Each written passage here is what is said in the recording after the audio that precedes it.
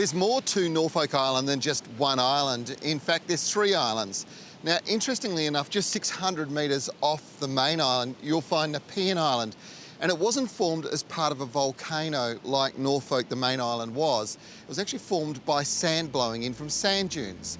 And it's a spectacular island, but the one that we're heading to today that I'm very excited about is Phillip Island. Now, it's said to be one of the most beautiful places on the planet. I'm about to take a hike.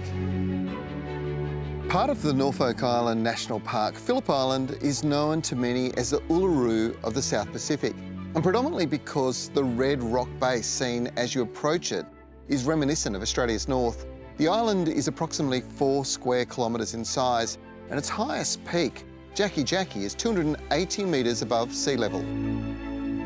There's a rule that all visitors to Phillip Island must be accompanied by a guide familiar with the terrain. And I've been lucky enough to score Mark from National Parks. I've got to tell you right up front, you need to have a very good level of fitness if you're going to undertake this particular hike. Just getting off the boat and the stool over here is a huge challenge. And then taking the climb all the way up, you'll need to be super fit. Let's hope I am.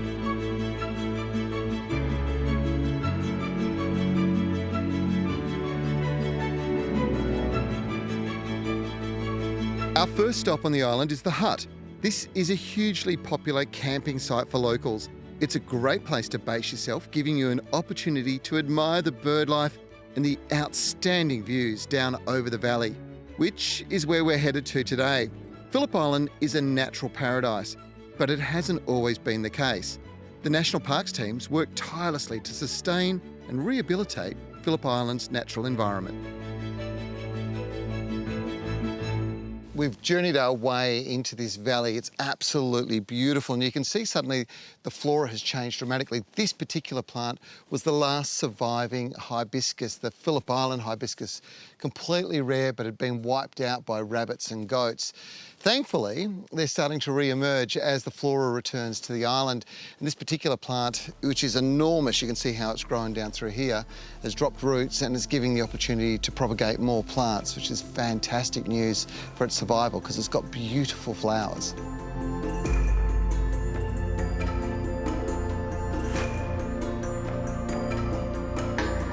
A short walk down the mountain and we've reached the valley.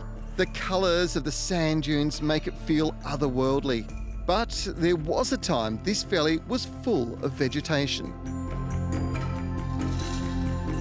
Mark, this is a remarkable landscape. It's very much like walking on Mars.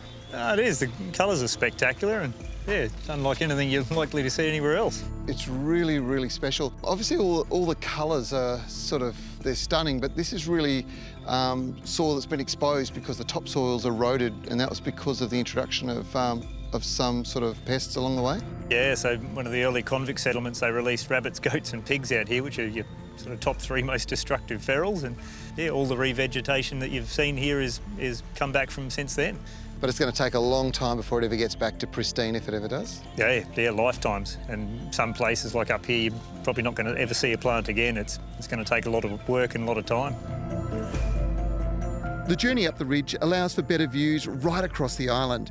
It's one of the most diverse landscapes, and looking out over the multicoloured sand dunes and panoramic views of Norfolk Island was well worth the hike. Well, this is truly spectacular. I've never seen a landscape quite like it, and I've been to a lot of places around the world. It's something you've got to check out for yourself to realise just how beautiful Phillip Island is. Of course, you access it from Norfolk Island, and you need to make sure you've got an experienced guide. So, to book your trip here, to do a trek, visit this website.